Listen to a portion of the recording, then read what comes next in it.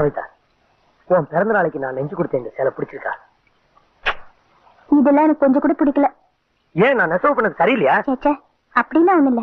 நான் கட்டியிருக்கிற பட்டுப்புடவைதான் என்ன ஜமீன் பொண்ணுன்னு காட்டுது. நீங்க போட்டிருக்கிற கதர் சட்டைதான் நீங்க ஏழைன்னு சொல்லுது. இந்த வித்தியாசமே எனக்கு கொஞ்சம் கூட பிடிக்கல. இந்த சேலையில கூட உங்க பேர் போட்டிருக்கிறதுனாலதான் நான் இதை கட்டிக்கிட்டேன். இல்லன்னா இந்த புடவை கூட கட்டியிருக்க மாட்டேன்.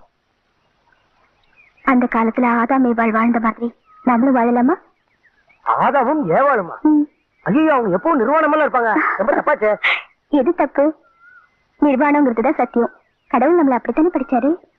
இது பாருங்க, இன்னைக்கு என்னோட பிறந்த நாள். இன்னைக்கு நான் சொல்லப்படுதான் நீங்க கேட்கணும்.